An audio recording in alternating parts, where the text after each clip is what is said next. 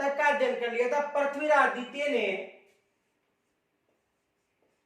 मलिनी के शासक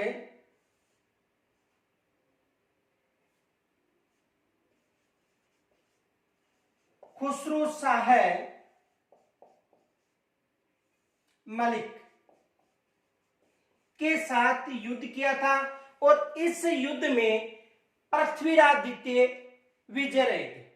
पृथ्वीराज द्वितीय का कोई उत्तराधिकारी न होने के कारण इनका जो उत्तराधिकारी था वो इनके चाचा को बनाया गया था।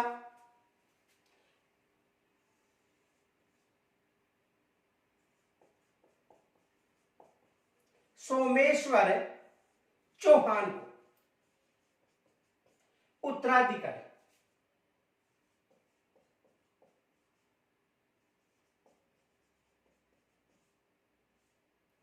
यानी इनका जो उत्तराधिकारी था वो सोमेश्वर चौहान को बनाया गया था, जो इनका चाचा था। किनका चाचा था? पृथ्वीराज द्वितीय का चाचा था। कहने का मतलब यह है कि पृथ्वीराज द्वितीय का कोई उत्तराधिकारी न होने के कारण उन्होंने अपने चाचा सोमेश्वर को उत्तराधिकारी बनाया था। और सोमेश्वर का जो विवाह है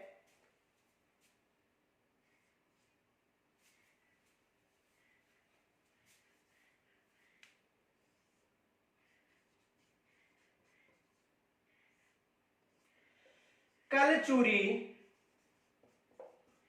की जो राजकुमारी थी कर्पूर देवी उनके साथ हुआ था।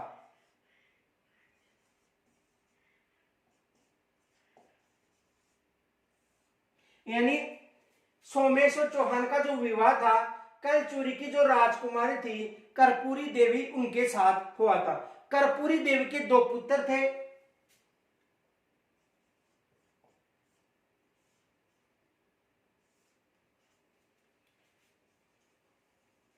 पृथ्वीराज तृतीय व हरिराज। यानी जो कर्पूरी देवी थी उनका एक तो पुत्र का नाम था पृथ्वीराज तृतीय और दूसरा था हरिराज। जो सोमेश्वर चौहान था उन्होंने कोंकण क्षेत्र के मल्लिकार्जुन को भी पराजित किया था।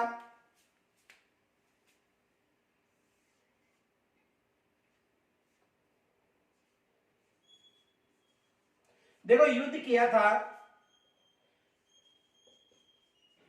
कोंकण क्षेत्र का मल्लिकार्जुन।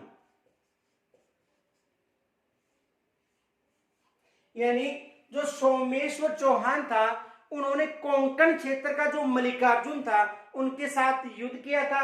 इस युद्ध में सोमेश्वर चौहान विजय रहे थे। इनके अलावा देखो इन्होंने प्रताप लंकेश्वर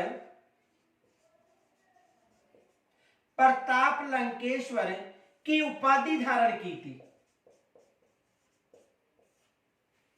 यानी सोमेश्वर चौहान ने प्रताप लंकेश्वर की उपाधि भी धारण की थी। एग्जाम में यहां से भी प्रश्न बन सकता है। तो देखो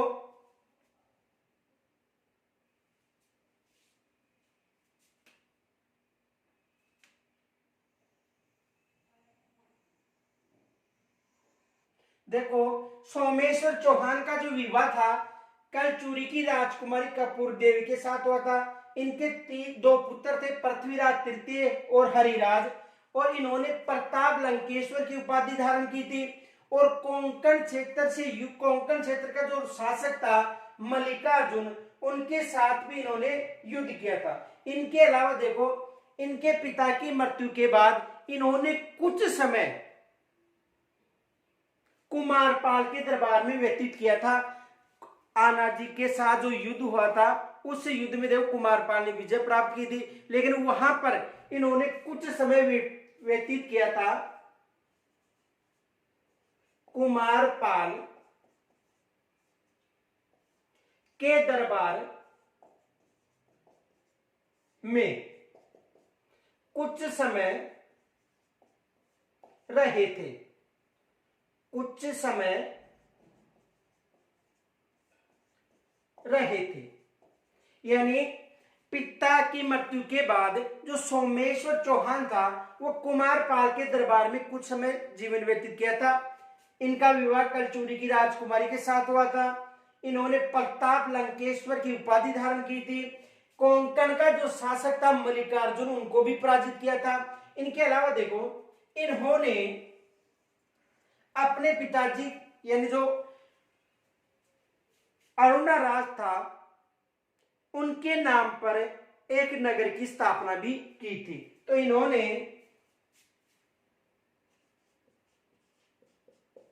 अरुणराज नगर की स्थापना की थी। देखो, इन्होंने अरुणराज नगर की स्थापना भी की थी। किन्होंने की थी? सोमेश्वर चौहान ने। इनके अलावा देखो, खुद की तथा अपने पिता की मूर्ति थी, उनका प्रारंभ होने के कारण, ये देखो, सोमेश्वर चौहान ने खुद की तथा अपने पिता की मूर्तियां बनाई थी। इस कारण इनके काल से जो मूर्ति कला था उनका विकास प्रारंभ हो गया था। तो देखो, सोमेश्वर चौहान ने खुद की तथा अपने पिता की मूर्ति प्रारंभ करवाई थी बनाना। तो इस कारण इनके काल से, सोमेश्वर चौहान के काल से मूर्ति कला का विकास भी हुआ था।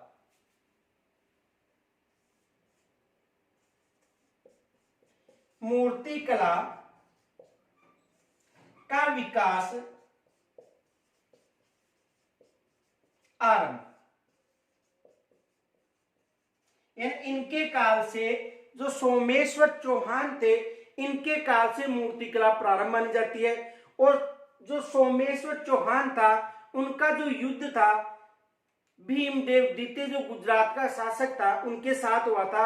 और उस युद्ध में सोमेश्वर चौहान की मृत्यु 1177 में हो गई थी। और इनका जो कार्यकाल था 1169 से लेकर 1177 के मध्य का कार्यकाल था किनका? सोमेश्वर चौहान का।